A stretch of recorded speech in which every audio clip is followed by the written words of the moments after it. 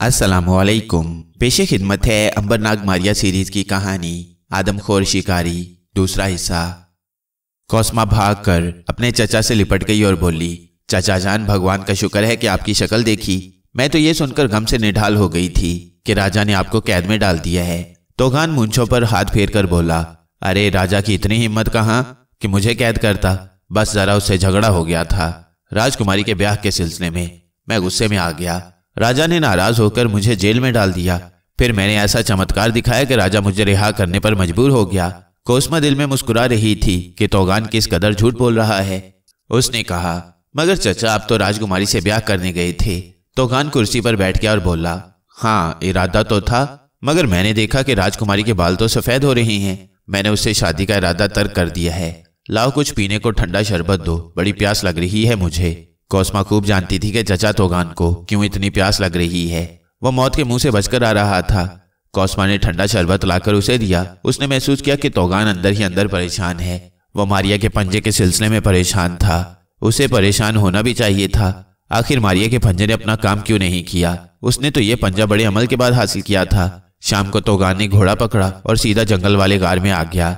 यहाँ वो मूर्ति वाले कमरे में आकर मूर्ति के आगे दो जानू होकर बैठा और जेब से नकली मारिया का पंजा निकालकर मूर्ति के कदमों में रख दिया और मंत्र पढ़ने लगा। मंत्र पढ़ने के बाद उसने मूर्ति की तरफ देखकर कहा, देवी, इस पंजे ने मुझे धोखा दिया। अगर भगवान मेरी मदद ना करता तो इस वक्त मेरी गर्दन उड़ गई होती। मूर्ति के पथरीले जिस्म में जैसे जलजला सा आ गया।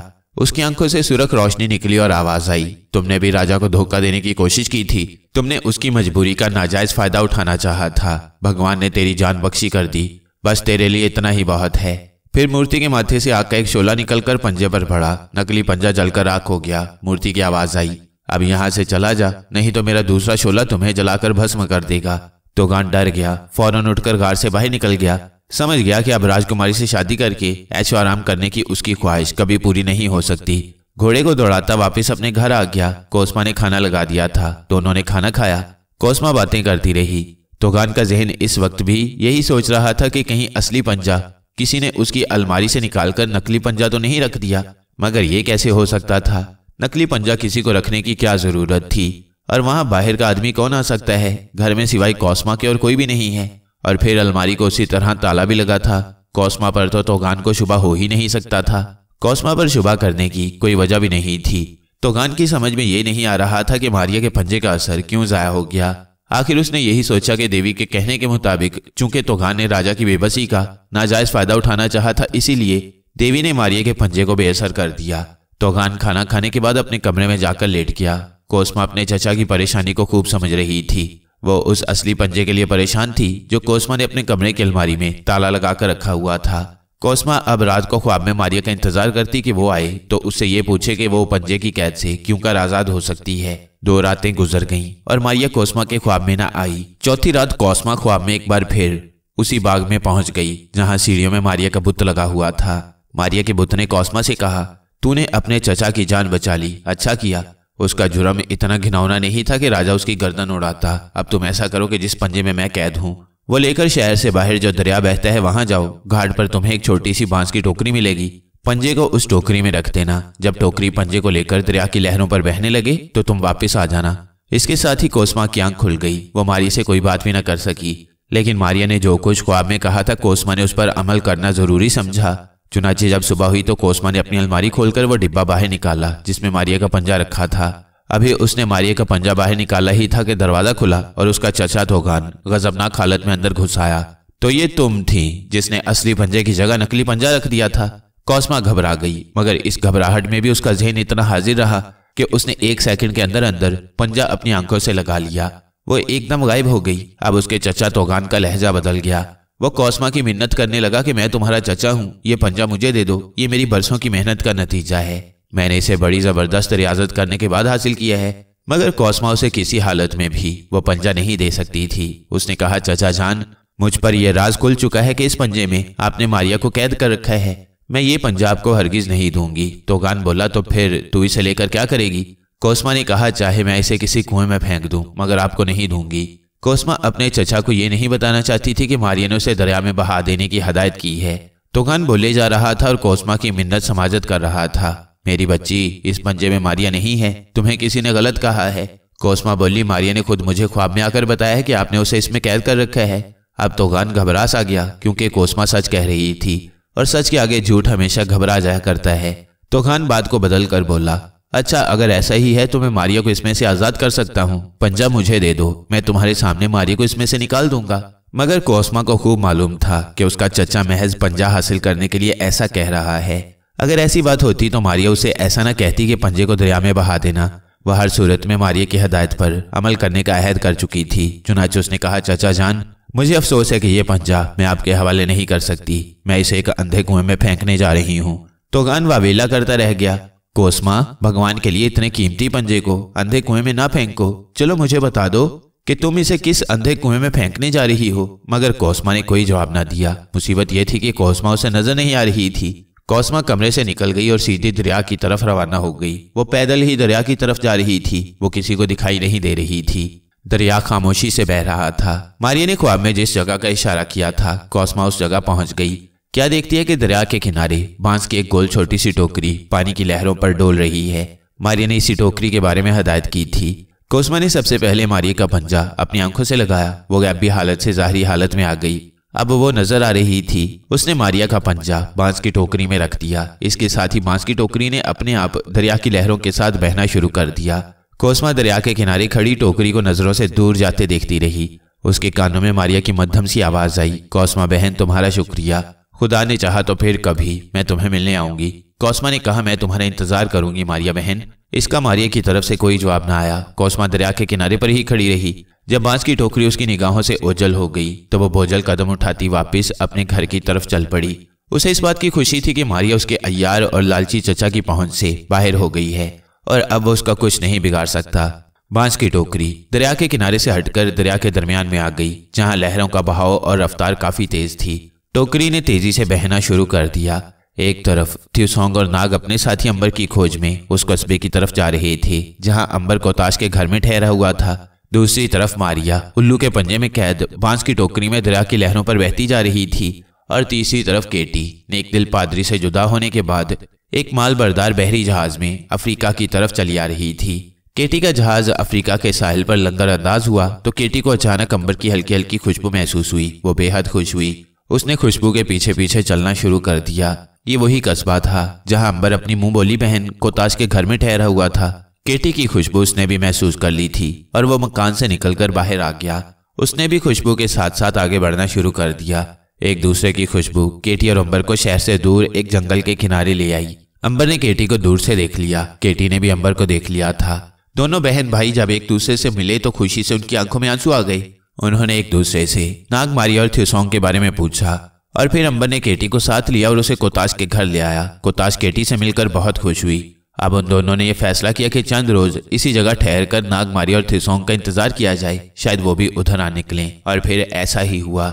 एक रोज सुबह का वक्त था कि केटी और अंबर ने एक दूसरे की तरफ चौंक कर देखा। दोनों की जुबान पर एक ही जुमला था, मुझे नाग और थ्यूसोंग की खुशबू आ रही है। उनका अंदाजा बिल्कुल दुरुस्त था। नाग और थ्यूसोंग इस कस्बे में दाखिल हो चुके थे और उन्होंने भी केटी और अंबर की खुशबू महसूस कर ली थी। जब ये चारों पुराने दोस्त और बहन भाई एक दूसरे से मिले तो वो देखने वाला मंजर था। उनकी आंखों में खुशी से आंसू झलक रहे थे। नाग और थ्यूसोंग ने अंबर और केटी के बारे में बताया कि वो मोम्बासा में कहीं गायब हो गई है। अंबर ने कहा, खुदा के हुक्म से वो भी एक दिन हमें जल्द आ मिलेगी। नाग बोला, मगर हमें उसकी तलाश में जरूर जाना होगा। केटी ने कहा, थ्यूसोंग तुम्हारा क्या ख्याल है, मारिया किस तरफ और कहाँ गुम हुई होगी? केटी ने थ्यूसोंग से इसलिए पूछा था कि वो खलाई इंसान था और ज्यादा से ज्यादा क्यास कर सकता था। थ्यूसोंग कहने लगा, इस बारे में मैं क्या कह सकता हूँ। वैसे अभी इसी मुल्क अफ्रीका में ही रहना चाहिए, क्योंकि मुझे यकीन है कि मारिया इसी सरजमीन में कहीं मौजूद है। अंबर ने कहा, मगर हमें उसकी खुशबू भी तो नहीं आ रही। नाग ने जवाब दिया, जाहिर है उस पर तिलिस्म का असर भी हो सकता है। बहरहाल हम इसी मुल्क में रहेंगे। केटी कहने लगी, लेकिन हम इस औरत कोताश के घर में कितने दिन मेहमान बनकर रह चुके हैं, हमें कोई अलग मकान लेकर रहना होगा। नाग, अंबर और थ्यूसोंग को केटी की यह तजवीज़ पसंद आई। अगरचे कोताश ने इसकी बड़ी मुखालफत की। वो उन भाइयों को अपने घर पर ही रखना चाहती थी, मगर थ्यूसोंग, नाग, अंबर और केटी ना माने और कोताश से इजाजत लेकर शहर के अंदर एक मकान किराए पर लेकर रहने लगे। वो ज्यादा देर एक जगह रहकर मारिया का इंतजार नहीं करना चाहते थे, मगर कम से कम 1 महीना वहां रहना जरूरी था। क्योंकि हो सकता था कि मारिया तक उन चारों की खुशबू पहुंच जाए और वो जहां भी हो वहां से चलकर उनके पास पहुंच जाए। दूसरी तरफ मारिया के पंजे वाली टोकरी दरिया में बहती बहती समुद्र में दाखिल हो गई और समुद्र की लहरें उसे उछालती अफ्रीका के मगरबी साहिल की तरफ ले गईं। ये वही साहिल था जहां से 100 किलोमीटर दूर जंगल के पार कोताश के कस्बे में त्युसोंग, नाग, अंबर और केटी उसका इंतजार कर रहे थे। मगर चूंकि मारिया उल्लू के पंजे में कैद थी इसलिए उन्हें उसकी खुशबू नहीं आ सकती थी। मारिया के पंजे वाली टोकरी समुद्र के किनारे रेत पर पड़ी थी। सामने कुछ फासले पर जंगल शुरू हो जाता था। अचानक घोड़ों की टापों की आवाज आने लगी। फिर जंगल के किनारे जहां से जमीन समुद्री साहिल के साथ मगरिब की तरफ घूमती थी, 2 घुड़सवार नमूदार हुए। उनमें से एक सरदार काउंट था, उसके पीछे उसका खास मुलाजिम ओटो था। ये काउंट समुद्र के किनारे दूर घने जंगल में बने हुए एक पुराने महल में अकेला रहता था। उसके साथ सिर्फ उसका पुराना मुलाजिम ओटो रहता था। काउंट एक ऊंचा, लंबा, मजबूत जिस्म और खौफनाक चेहरे वाला आदमी था जो बेहद जालिम, संगदिल और इंसानों का शिकारी था। वो इंसानों का शिकार करता था। उसका शिकार करने का तरीका बड़ा अजीबोगरीब था। महीने में एक बार वो अपने मुलाजिम ऑटो के साथ घोड़े पर सवार होकर अपने महल से निकलता। जंगल से बाहर आकर वो समुद्र के किनारे किनारे गश्त लगाता और किसी न किसी इंसान को कहीं न कहीं से पकड़ लेता। उसे रस्सियों से बांधकर अपने साथ जंगल वाले महल में ले आता। महल में लाकर वो उस आदमी की रस्सियां खोल देता, उसे खूब खिलाता पिलाता, 1 हफ्ते तक उसकी खातिरदारी करता। महल चारों तरफ से बंद होने की वजह से वो आदमी वहां से फरार नहीं हो सकता था। इसके अलावा काउंट के पास बड़े खूंखार कुत्ते भी थे। वो जिस इंसान को पकड़ कर लाता उसके कपड़े अपने कुत्तों को सूंघा देता। इसके बाद अगर वो बदनसीब इंसान फरार होने की कोशिश भी करता तो खूंखार कुत्ते उसके पीछे छोड़ दिए जाते, जो बहुत जल्द उसे जंगल में कहीं न कहीं पकड़कर चीर फाड़ डालते थे। काउंट अपने मेहमान को ये सारी बातें समझा देता था कि अब वो इस महल से फरार नहीं हो सकता। 7वें रोज वो उस इंसान को कहता कि अब वो जंगल में सिर्फ एक खंजर और तीर कमान लेकर निकल जाए और भागने की कोशिश करे। फिर वो उसका पीछा करता और जंगल में दोनों की आंख मचोली शुरू हो जाती। काउंट यूं इंसान के शिकार का मजा लेता और चूंकि वो जंगल के एक एक दरख्त से वाकिफ था इसलिए बहुत जल्द बदनसीब इंसान को कहीं न कहीं तीर चलाकर मौत के घाट उतार देता। फिर वो उस इंसानी शिकार की टांगों में रस्सी बांधकर घसीटते हुए अपने वीराना से भी महल में ले आता और उसे अपने खूंखार भूखे कुत्तों के आगे डाल देता। आज भी एक काउंट अपने इंसानी शिकार की तलाश में निकला हुआ था। वो अपने मुलाजिम ऑटो के साथ घोड़ा दौड़ाता चला आ रहा था कि उसे समुद्र के किनारे रेत पर बांस की टोकरी पड़ी नजर आई। ऑटो ने उसकी तरफ इशारा करके कहा, काउंट, बांस की टोकरी अजीबोगरीब है, अगर हुक्म हो तो उसे ले आऊं। काउंट रौनक से बोला, मैं खुद उसे उठाऊंगा। जब उसने टोकरी को उठाकर देखा तो उसमें उल्लू का एक पंजा पड़ा था। उस पंजे में मारिया बंद थी, मगर काउंट को कुछ मालूम नहीं था। काउंट को जानवरों के सर और परिंदों के पंजे जमा करने का बहुत शौक था। उसके महल में जानवरों के सर और पंजे लगे हुए थे। उसके अपने खास कमरे में उन इंसानों की खोपड़ियां भी दीवार के साथ सजाई गई थीं जिनको काउंट ने शिकार किया था। उल्लू का पंजा देखकर वो बहुत खुश हुआ और बोला, उल्लू बड़ी मुश्किल से शिकार होता है। ये उल्लू का पंजा खुशकिस्मती की अलामत है, मैं इसे अपने साथ ले जाऊंगा। नौकर ओटो ने कहा, काउंट, इसमें जादू भी हो सकता है। इस इलाके के लोग उल्लू के पंजों पर जादू टूना भी करते हैं। काउंट ने गर्दन अकड़ा कर कहा, मैं काउंट शार्लाक हूं, मुझ पर किसी जादू टूने का असर नहीं हो सकता। ये उल्लू का पंजा मुझे पसंद है, मैं इसे अपने साथ ले जाऊंगा और अपने खास कमरे में सजा कर रखूंगा। नौकर ऑटो खामोश हो गया। काउंट ने टोकरी वहीं फेंक दी और मारिया वाले उल्लू के पंजे को अपने थैले में रख लिया। अब वो घोड़े को एड़ लगाकर आगे चला। उसने ऑटो से कहा, ऑटो, दोपहर होने को आई है, हमें अभी तक कोई इंसानी शिकार नहीं मिला, हम नाकाम होकर नहीं लौट सकते। ऑटो बोला, काउंट, मुझे उम्मीद है आगे कोई ना कोई इंसान हमें जरूर मिल जाएगा। वह साले समुद्र पर घोड़े दौड़ाते चले जा रहे थे कि एक किस्मत का मारा इंसान उन्हें नजर पड़ा। यह आदमी कोई सयाह था और अफ्रीका की सियाहत करने आया था। वो थोड़ी देर पहले एक समुद्री जहाज से उतरा था। एक थैला उसके कंधे से लटक रहा था। काउंट ने उसे देखा तो उसके खबीस चेहरे पर मुस्कुराहट आ गई। उसने ऑटो से कहा, ऑटो, शिकार मिल गया। देखा, मैं न कहता था कि उल्लू का पंजा खुशकिस्मती की अलामत है। आओ, इस शिकार को घेर कर अपने महल में ले जाते हैं। ऑटो और काउंट शार्लाक घोड़े बढ़ाते बदकिस्मत स्याह के करीब आकर रुक गई। काउंट घोड़े से उतरा और स्याह से हाथ मिलाते हुए बोला, खुशामदीद नौजवान, तुम जरूर कोई सयाह हो जो यूरोप से इस मुल्क की सैर करने आए हो। सयाह ने भी काउंट से हाथ मिलाया और बोला, जी हाँ, आपने ठीक पहचाना, मैं जर्मन से आया हूँ, मेरा नाम हैगर है, मैं अफ्रीका की सैर करने आया हूँ। काउंट ने बड़ी मक्कारी से कहा, ये तो बड़ी खुशी की बात है कि तुम भी जर्मन हो, मेरी माँ भी जर्मनी की रहने वाली थी, क्या तुम मुझे मेजबानी का शरफ नहीं बख्शोगे? यहाँ से थोड़ी दूर मेरी एक छोटी सी आबाई जागीर है, मैं वहाँ अपने मुलाजिम ऑटो के साथ अकेला रहता हूँ, वहाँ देखने के लिए आबशारे भी हैं, मैं तुम्हें अफ्रीका के बारे में बहुत सी मालूमात भी दूंगा। कि तुम्हें कौन कौन सी यादगारें देखनी चाहिए। स्याह हैगर उसकी बातों में आ गया। वैसे भी उसे एक गाइड की जरूरत थी। उसने सोचा काउंट के पास थोड़ी देर कैंप करके आराम भी करता हूँ और इससे अफ्रीका के बारे में मालूमात भी हासिल हो जाएगी। चुनाचे उसने काउंट शर्लक की दावत कबूल कर ली। काउंट ने ऑटो से कहा कि वो पैदल पहुंचे और उसके घोड़े पर बदनसीब नए शिकार हैगर स्याह को बिठाया और अपने साथ लेकर जंगल में दाखिल हो गया। कोई 1 घंटे के सफर के बाद वो अपने वीरान महल में पहुंच गया। सयाह हैगर ने देखा कि ये जंगल के दरमियान बना हुआ एक बहुत ही पुराना और बोसीदा महल है, जिसकी दीवारों का प्लास्टर उखड़ रहा है और सीढ़ियों में जगह जगह घास उगी हुई है। काउंट बोला, ये महल इतना बड़ा है कि मैं अकेला इसकी देखभाल नहीं कर सकता। यहाँ मैं इसलिए रह रहा हूँ कि मुझे इन जंगलों से मोहब्बत है और मुझे शिकार का भी शौक है। हैगर ने पूछा, आप किस जानवर का शिकार करती हैं? काउंट ने हैगर की आंखों में आंखें डाल दी और शैतानी मुस्कुराहट के साथ बोला, मैं हर किस्म के जानवर का शिकार करता हूँ। आइए अंदर तशरीफ ले चलिए। महल के अंदर एक बड़ा कमरा था जिसकी दीवारों पर मुख्तलिफ परिंदों के सर लगे हुए थे। एक दीवार पर काउंट की पुरानी तस्वीर भी लगी थी जिसमें उसने अपने एक हाथ में नेजा पकड़ रखा था।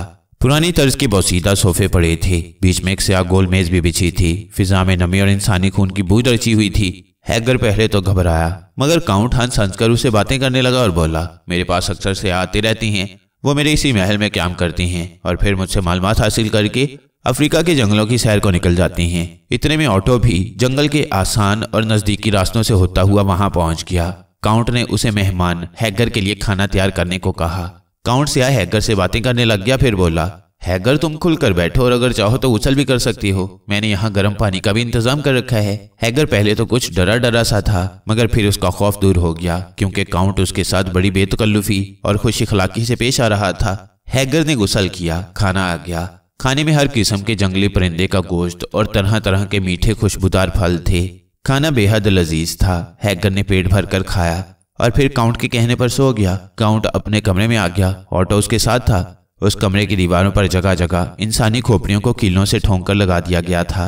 ये सब उन बदकिस्मत इंसानों की खोपड़ियां थी जिनको शिकार करने के बाद काउंट ने हलाक कर दिया था। काउंट ने जेब से उल्लू का पंजा निकालकर आतिशदान के ऊपर दीवार पर लगा दिया। फिर उसकी तरफ देखकर मुस्कुराते हुए बोला, ऑटो, ये पंजा मेरे लिए खुशबख्ती लाएगा। स्याह हैगर को उस महल में मजेदार खाने खाते खाते और आराम करते जब 3 दिन गुजर गए तो उसने काउंट से इजाजत मांगी क्योंकि अब वो अफ्रीका के जंगलों और दूर दराज शहरों की सियाहत करना चाहता था। काउंट ने इस दौरान उसे आबशारें भी दिखाई थीं और अफ्रीका के जंगलों और शहरों के बारे में बाज़ झूठी सच्ची मालूमात भी दी थीं। जब उसने जाने के लिए इजाजत तलब की तो ऑटो बोला, मेरे भाई हैगर, अभी तुम कल ही आए हो, 2 रोज मजीद आराम करो, फिर तो तुम्हें अफ्रीका के जंगलों और सहराओं की खाक छानी ही है। हैगर बोला, मैं आपका बेहद शुक्रगुजार हूँ कि आपने मेरी इतनी मेहमान नवाजी की। अब मैं अपने सफर पर रवाना हो जाना चाहता हूँ। काउंट के चेहरे पर फिक्र की परछाइयां उभरी। उसने हैगर के कंधे पर अपना भारी भरकम हाथ रखकर कहा, जैसे तुम्हारी मर्जी, मैं तुम्हें रोक नहीं सकता, लेकिन जाने से पहले तुम्हें अपना कमरा जरूर दिखाना चाहता हूँ। हैगर मुस्कुराते हुए बोला, क्या वो कोई खास कमरा है काउंट? काउंट जेरे लब हंस रहा था। बोला, देखोगे तो अपने आप पता चल जाएगा। मैं चाहता हूँ जाने से पहले तुम मेरे साथ उस कमरे में बैठकर कॉफी का एक प्याला पियो। मुझे क्या एतराज हो सकता है? हैगर बोला, मुझे तो खुशी होगी आपके साथ कॉफी पीने में। काउंट हैगर के कंधे पर हाथ रखे उसे अपने खास कमरे में ले आया। काउंट ने पहली रात ही जब हैगर सो रहा था तो उसकी कुमीज उठाकर अपने खूंखार कुत्तों को सुंघा दी थी। उस कमरे में मध्यम मध्यम रोशनी थी। दीवारें नस्वारी रंग की थीं और जब हैगर ने एक दीवार पर इंसानी खोपड़ी को टंगे हुए देखा तो उसके जिस्म में खौफ की ठंडी लहर दौड़ गई। उसने इंसानी खोपड़ियों की तरफ इशारा करते हुए होंठों पर खुश्क जुबान फेरते हुए पूछा, ये इंसानों की खोपड़ियां हैं क्या? काउंट ने मुस्कुरा कर कहा, हाँ, तुम्हें किसकी खोपड़ियां लगती हैं? हैगर का हलक खुश्क होने लगा था। उसकी छठी हिस्स ने उसे बता दिया कि वो किसी खतरनाक खतरे में फंस चुका है और उसके इर्द गिर्द जाल तंग होना शुरू हो गया है, मगर वो एकदम वहां से भाग नहीं सकता था। काउंट मेज के पास बैठ गया। हैगर को उसने अपनी दाहिनी जानिब बिठाया। ऑटो कॉफी ले आया। काउंट ने हैगर के लिए कॉफी बनाई और उसे पेश करते हुए बोला, मैं आज से अपना शिकार शुरू कर रहा हूँ। हैगर ने कॉफी का तलक घूंट लेते हुए सरसरी तौर पर कहा, जानवर का शिकार करेंगे? किस जानवर का शिकार आप पसंद करती हैं? काउंट का चेहरा एकदम संजीदा हो गया। उसने अपने ताज़ा शिकार हैगर की आंखों में आंखें डाल दी और गहरी आवाज में बोला, मुझे सिर्फ एक ही जानवर का शिकार पसंद है और वो जानवर इंसान है। क्या मतलब? हैगर के हाथ में कॉफी की प्याली कपकपा गई। काउंट ने हैगर के कंधे पर हाथ रखकर उसे दबाया और बोला, मिस्टर हैगर, मैं इंसान का शिकार करता हूँ और आज मैं जिस इंसान का शिकार करने वाला हूँ वो मेरे सामने बैठा है। अब तो हैगर की रही सही हिम्मत ने जवाब दे दिया। वो समझ गया कि वो फंस गया है और उसने इस शैतान काउंट की मेहमानी कबूल करके जिंदगी की सबसे बड़ी हिमाकत की है। मगर अब देर हो चुकी थी, तीर कमान से निकल चुका था, वो काउंट के चुंगल में फंस चुका था।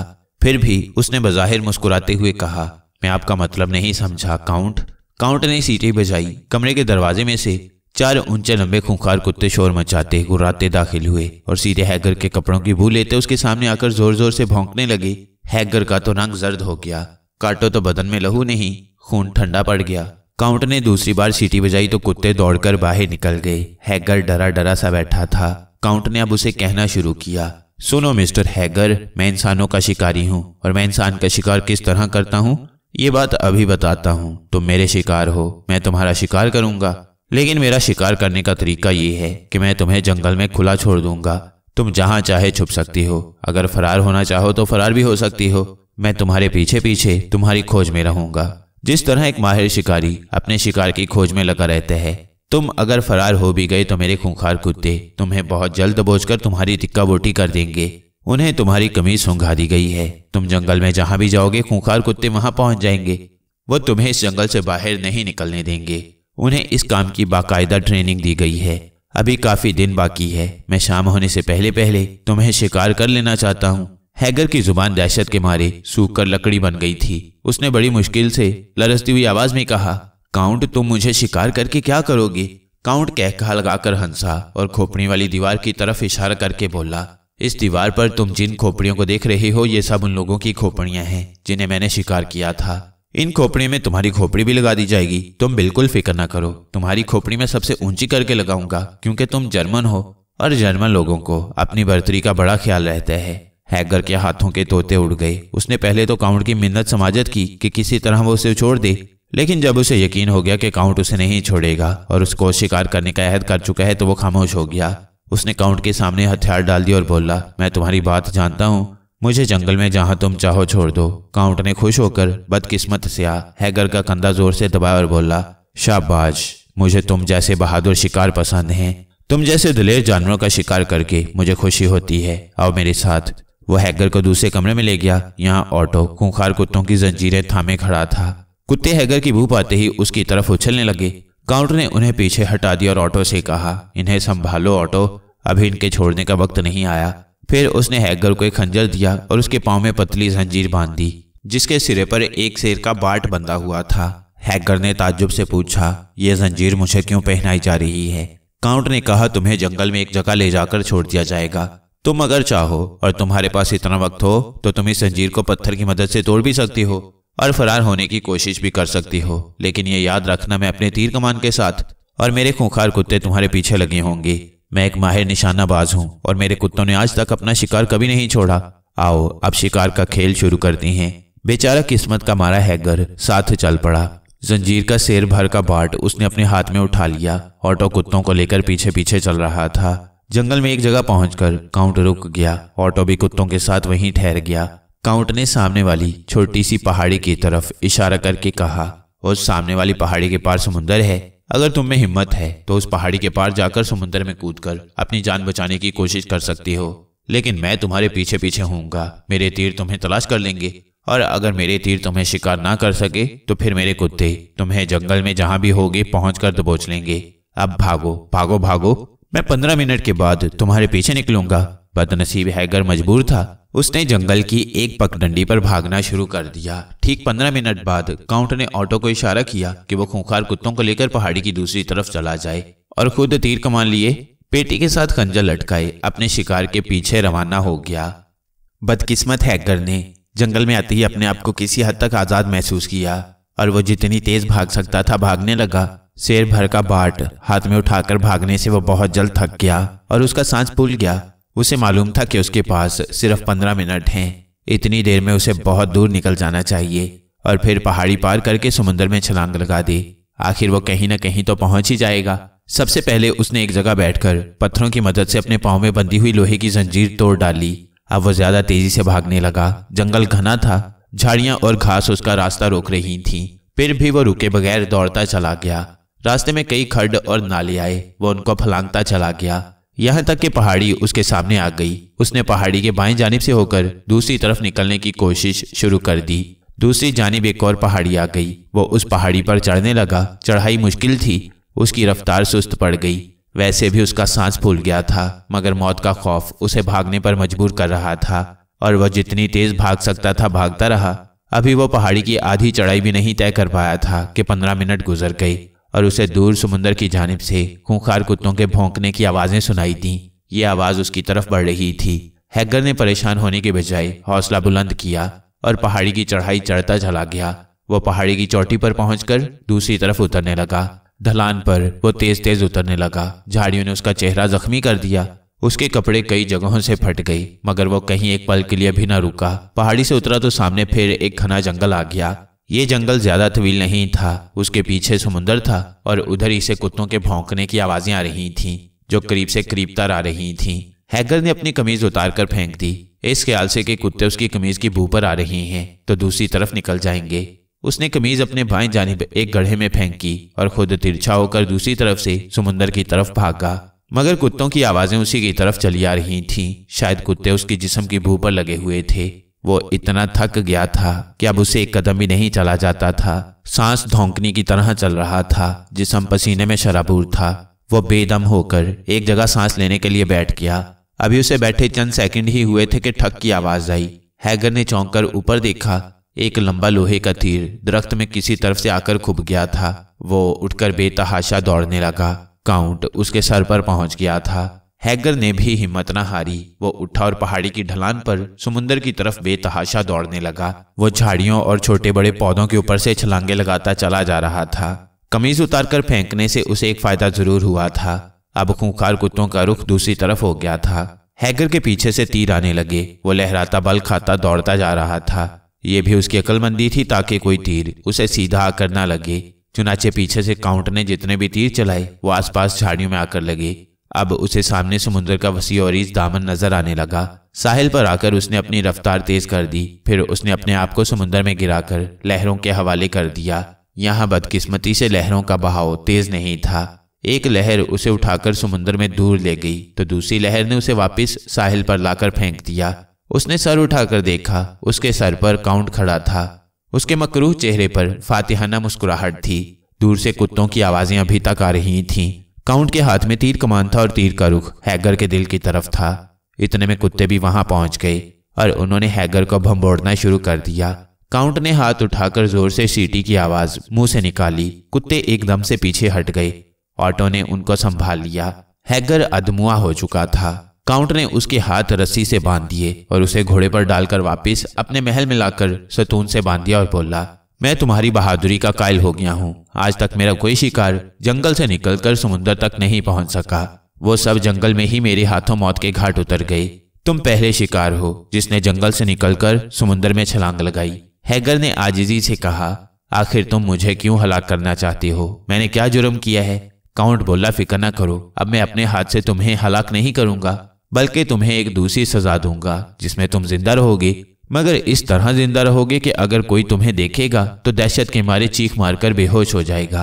ये कहकर उसने ऑटो को इशारा किया। ऑटो ने हैगर को सतून से खोला और उसके हाथ पर जो रस्सी बंधी थी उसे खींचता हुआ वो हैगर को महल के एक तारीक सहन में ले गया, जहाँ एक गहरा कुआं था। कुएं में पानी नहीं था, बल्कि तह में पत्थरों का फर्श बनाया गया था। कुएं के ऊपर भी गोल छत डाल दी गई थी। उस छत के दरमियान में एक चौकोर सुराख था। ऑटो ने हैगर को एक तख्ते पर बिठाकर उस सुराख में से कुएं के अंदर गुजारने लगा। जब हैगर कुएं के फर्श तक आ गया तो ऑटो ने रस्सी को एक झटका दिया। हैगर कुएं के तारीक फर्श पर गिर पड़ा। ऑटो ने तख्ता ऊपर खींचकर कुएं का सुराख पत्थर की एक सिल से बंद कर दिया। हैगर कुएं के फर्श पर कुछ देर अंधेरे में बेदम सा होकर पड़ा रहा। फिर उसने आंखें फाड़ फाड़ कर देखा। कुएं की गोल दीवारें चिकनी पत्थर की थीं और वह इस कदर फिसलनी थी कि हैगर 1 फुट भी ऊपर नहीं चढ़ सकता था। वैसे भी कुएं की छत काफी ऊंची थी। हैगर की आंखों में आंसू आ गए। उसे अपने बीवी बच्चे और बहन भाई याद आ गए, जिनका वो ये कहकर आया था कि अफ्रीका की सियाहत से वो उनके लिए बड़े खूबसूरत नवादरात और तोहफे लाएगा। अब तो वो उन तक कभी भी नहीं पहुंच सकेगा।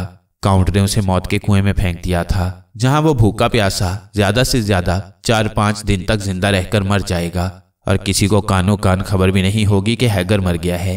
लेकिन काउंट उसे जिंदा रखना चाहता था, इस तरह से कि उसकी जिंदगी मुर्दों से बदतर हो। हफ्ते में 3 बार कुएं की छत का सुराख खुलता, ऑटो पत्थर की सिल परे हटाता और एक जंजीर के जरिए पानी की एक बाल्टी और कच्चे गोश्त का एक लोथड़ा नीचे रखकर जंजीर खींच लेता।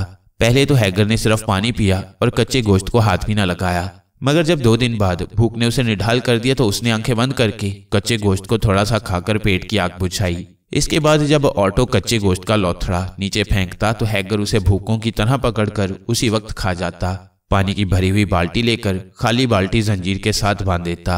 हैगर को अब यकीन हो गया था कि इस कुएं से उसे कभी रिहाई नसीब नहीं होगी और वो इसी कुएं में या तो एड़ियां रगड़ रगड़ कर मर जाएगा और या फिर एक वैसी भेड़िया बन चुका होगा जो कच्चे गोश्त के सिवा कुछ न खा सकेगा। दिन गुजरते चले गए। दूसरी तरफ काउंट के खास कमरे में मारिया का पंजा आतिशदान के ऊपर दीवार के साथ उसी तरह लगा हुआ था। पंजे के ऊपर एक जंगली बिल्ली का खुश्क किया हुआ सर लगा था। मारिया उस पंजे में इस तरह कैद थी कि वो अपने आप बाहर नहीं निकल सकती थी, मगर शैतान सिर्फ काउंट की तमाम घिनौनी सरगर्मियों से वाकिफ हो चुकी थी। उसने अपनी आंखों के सामने हैगर को देखा कि काउंट के हुक्म से उसे मौत के कुएं में गिरा दिया गया था। वो हैगर की मदद करना चाहती थी, मगर वो खुद बेबस थी, पंजे में बंद थी और हैगर की मदद नहीं कर सकती थी। थिसोंग, नाग, केटी और अंबर उससे ज्यादा दूर नहीं थे। सिर्फ एक दिन के सफर पर कोताश के कस्बे में खाली मकान किराए पर लेकर रह रहे थे और मारिया का इंतजार कर रहे थे कि शायद वो भी इधर आ जाए।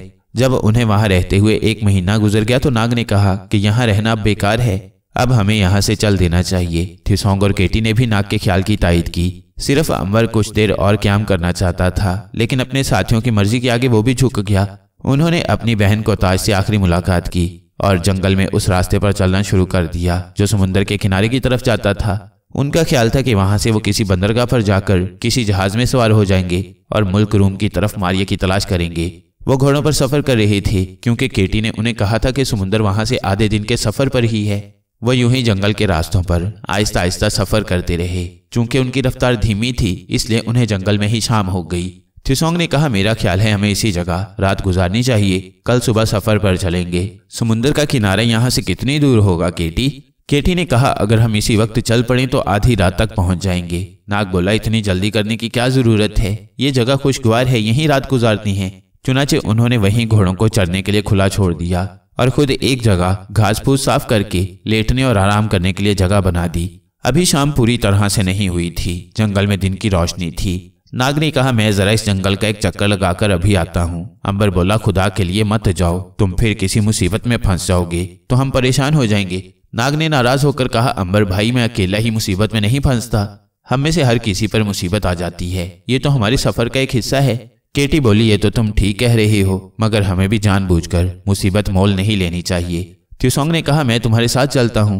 नाग ने तुनक कर जवाब दिया, मैं कोई बच्चा नहीं हूँ कि तुम मेरा हाथ पकड़कर मुझे जंगल की सैर कराओ। अंबर हंसकर बोला, अरे भाई जाओ जाओ, जरूर सैर करो, मगर जल्दी वापस आ जाना, देर ना करना। नाग भी हंस दिया और कहने लगा, बस अभी वापस आया क्या आया। नाग ने वहीं उकाब की शक्ल बदली और फिजा में दरख्तों के ऊपर बुलंद होकर उड़ने लगा। उसे ख्याल है कि इस तरह से तो वो जंगल की पूरी तरह से सैर न कर सकेगा, उसे नीचे उतरकर जंगल की सैर करनी चाहिए। चुनाचे वह दरख्तों के नीचे आ गया। यहाँ वो उकाब की तरह उड़ नहीं सकता था क्योंकि जंगल बड़ा घना था। नाग ने इंसानी शक्ल इख्तियार कर ली और पैदल ही मजे मजे से सैर करता टहलता जंगली रास्तों से गुजरने लगा। कहीं वो नदी पार करता, कहीं किसी खड्ड में से गुजरता। वो जंगल में काफी दूर निकल गया तो उसने सोचा क्या वापस चलना चाहिए। चुनाचे वो वापस मुड़ा ही था कि उसकी नजर दरख्तों के बीच में एक पुराने महल की इमारत पर पड़ी। ये वही पुराना महल था जहां काउंट शर्लाक रहता था और जिसके खास कमरे में मारिया उल्लू के पंजे की शक्ल में दीवार के साथ लगी थी, मगर मारिया के जिस्म से खुशबू नहीं निकल रही थी। नाग को वो महल बड़ा पुरस्कार लगा। उसने सोचा कि चलकर जरा इस पुराने महल की सैर की जाए। वो पैदल ही महल के दरवाजे पर आ गया। अभी वो महल को पुरशौक निगाहों से देख ही रहा था कि काउंट की उस पर नजर पड़ गई। उसने नौकर ऑटो को बुलाकर कहा, ऑटो, इस महीने का मेरा शिकार अपने आप मेरे महल के दरवाजे पर आ गया है। ऑटो ने दूसरी मंजिल की खिड़की में से झांककर नीचे देखा। उसे एक घुंघराले बालों वाला नौजवान खड़ा दिखाई दिया जो बड़ी दिलचस्पी और हैरत से महल की दीवारों को तक रहा था। उसने काउंट से कहा, काउंट सर, इसे ऊपर ले आना चाहिए, शिकार खुद यहाँ आ गया है, अब आपको जंगल में और समुद्र के किनारे मारे मारे फिरने की जरूरत नहीं। काउंट ने खंजर वाली पेटी लगाई, बालों को संवारा और चमड़े की जैकेट पहनकर नीचे आ गया। नाग अभी महल के दरवाजे के पास ही खड़ा था कि काउंट नमूदार हुआ।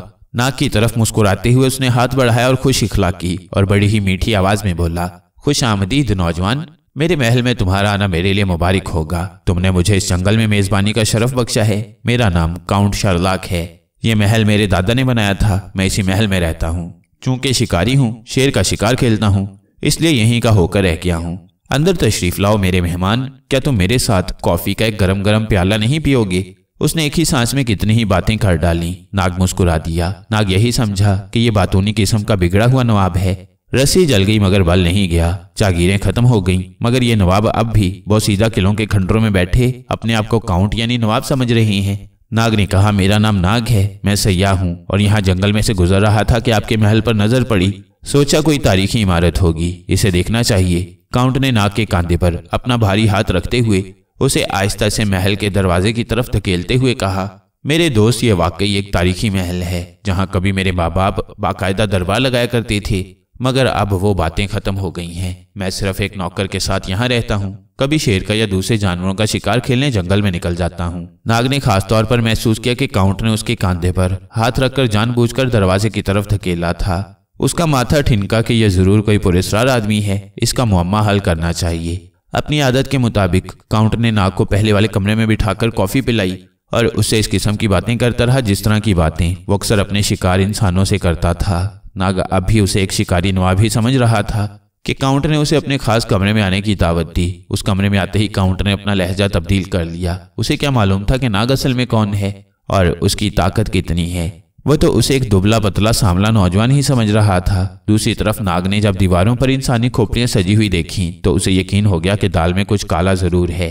मारिया का उल्लू का पंजा भी आतिशदान के ऊपर ही लगा था। नाग मारिया की खुशबू महसूस नहीं कर सकता था, मगर पंजे के अंदर कैद मारिया ने नाग की खुशबू को महसूस कर लिया था और वह बेचैन सी हो गई थी। लेकिन वो जादू के असर में कुछ इस तरह से कैद थी कि बाहर नहीं निकल सकती थी। वो नाग को देख भी नहीं सकती थी, उसकी आवाज भी नहीं सुन सकती थी, मगर उसकी खुशबू को महसूस कर रही थी और बेचैन हो रही थी कि किसी तरह पंजे की कैद से आजाद हो। काउंट ने अब नाग से अपने असली मतलब की बातें शुरू कर दी। उसने सीटी बजाई तो उसका मुलाजिम ऑटो खूंखार कुत्तों को लेकर दरवाजे में नमूदार हो गया।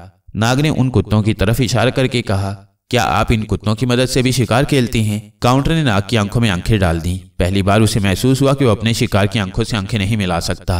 नाग एक सांप देवता था। उसकी आंखों में जो मकनातीसी कशिश थी वो काउंट को आंखें नीची करने पर मजबूर कर रही थी, मगर काउंट तो नाग को बहरहाल एक कमजोर नौजवान और अपना कीमती शिकार ही समझ रहा था। उसने नाग से कहा, मैं जानवरों का ही नहीं इंसानों का शिकार भी खेलता हूँ।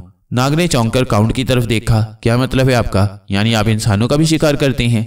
काउंट ने एक मकरू कहकहा लगाया और कहा, क्यों नहीं, आज मैं जिस इंसान को शिकार करने वाला हूँ वो तुम हो। नाग पूरी तहकीक करना चाहता था कि ये शख्स कौन है और ऐसा घिनौना काम किस लिए करता है। उस वक्त भी आतिशदान के ऊपर मारिया का पंजा दीवार के साथ लगा था। मारिया अगरचे नाग को देख नहीं सकती थी, उसकी आवाज भी नहीं सुन सकती थी, मगर उसे नाग की खुशबू बराबर आ रही थी। नाग इस हकीकत से नावाकिफ था कि इसी कमरे में मारिया भी उल्लू के पंजे में कैद है। नाग ने काउंट से सवाल किया, तुम मेरा शिकार किस लिए करना चाहते हो? क्या इससे पहले भी तुम इंसानों का शिकार करते रहे हो? काउंट ने नाग की तरफ घूर कर देखा। मैं तुम्हारा शिकार इसलिए करना चाहता हूं कि मैंने हमेशा इंसानों का शिकार किया है। इसके बाद काउंट ने नाग को वो सारी तफसील बताई कि वो किस तरह नाग को जंगल में जंजीर पांव में बांधकर छोड़ देगा और फिर खुद उसके पीछे उसका ताकुब करते हुए तीर चलाकर उसे हलाक कर डालेगा। नाग बड़ी गौर से काउंट की बातें सुन रहा था। अब उसे मालूम हुआ कि ये शख्स जिसका नाम काउंट शर्लाक था बेहद जालिम और संगदिल खूनी आदमी है। काउंट नाग की ताकत से वाकिफ नहीं था। वो उसे काम कमजोर था नौजवान समझ रहा था। चुनाचे उसने ऑटो को इशारा किया। ऑटो खूंखार कुत्तों को लेकर नाग के करीब आ गया। ये पहला मौका था कि खूंखार कुत्ते नाग के करीब नहीं आ रहे थे, मगर काउंट ने इसे कोई अहमियत न दी और नाग के हाथ रस्सी के साथ उसकी पीठ पर बांधे। फिर उसे घसीटता हुआ महल से बाहर सहन में ले गया।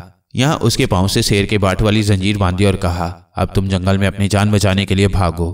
तुम्हारा काम अपनी जान बचाना है और मेरा काम तुम्हारी जान लेना है। तुम्हें शिकार करना है। भागो भागो भागो। कुत्तों को नाग के कपड़े सुंघा दिए गए थे। ऑटो को यही हदायत की गई कि वो पहाड़ी के पीछे से जंगल की तरफ कुत्तों को लेकर बढ़े। नाग ये सब कुछ होते बिल्कुल खामोशी से देख रहा था। उसने काउंट के करीब होकर कहा, क्या ऐसा नहीं हो सकता कि तुम जंगल में जान बचाने के लिए भागो और मैं तुम्हें शिकार करने के लिए तुम्हारे पीछे पीछे चलूं? काउंट गजबनाक होकर चिल्लाया, बकवास बंद करो। शिकारी मैं हूं, तुम मेरे शिकार हो। भागो, अपनी जान बचाओ, नहीं तो मैं अभी इसी जगह तुम्हें खंजर मारकर खत्म कर दूंगा। नाग ने कहा, मैं चला जाता हूँ, मगर तुम मुझे जिंदगी भर ढूंढ ना सकोगे। ये कहकर नाग जंगल की पगडंडी पर दौड़ने लगा। काउंट ने उसे कहा था कि वह 15 मिनट के बाद उसके पीछे उसका शिकार करने चल पड़ेगा। नाग को भला क्या फर्क पड़ता था।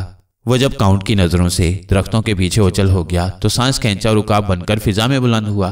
दरख्तों के ऊपर आकर उसने एक चक्कर लगाया और देखा कि काउंट तीर कमान लिए उस जगह पर खामोश खड़ा था। वो 15 मिनट गुजार रहा था। वो उड़ता हुआ दूसरी तरफ गया, जो जंगली रास्ता पहाड़ी की तरफ जाता था। उसी रास्ते पर काउंट का नौकर ऑटो कुत्तों को लेकर दौड़ा जा रहा था। जंगल का एक और चक्कर लगाकर नाग उकाब की शक्ल में वापस आया तो देखा कि काउंट उस जगह पर नहीं था। नाग उकाब ही की शक्ल में दरख्तों के ऊपर से उड़ते हुए आगे चला। एक जगह जंगल में उसने काउंट को देखा कि वो दरख्त की ओट में छुपा नाग को तलाश करने की कोशिश कर रहा था। भला नाग उसे कहां और कैसे मिल सकता था? वो तो उकाब की शक्ल में उसके ऊपर उड़ रहा था। काउंट जंगल में आगे ही आगे बढ़ता गया और ये देखकर बड़ा हैरान हुआ कि उसका शिकार कहाँ गायब हो गया था। इतनी जल्दी उसका कोई भी शिकार कभी उसकी नजरों से ओझल नहीं हुआ था। यकीनन ये दुबला पतला नौजवान काफी चालाक था। वो सोचने लगा, लेकिन आखिर वो भागकर जाएगा कहाँ? दूर पहाड़ी की तरफ से कुत्तों के भौंकने की आवाजें आ रही थीं। अगर वो मेरी नजरों से गायब हो गया तो मेरे खूंखार कुत्ते उसे दबोच लेंगे।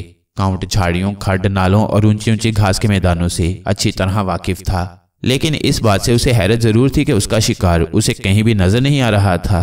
वो तो जैसे जमीन में गायब हो गया था। इसके बावजूद काउंट पूरी तरह पुरुमीद था। उसे यकीन था कि बहुत जल्द वो अपने शिकार को कहीं न कहीं मार गिराएगा।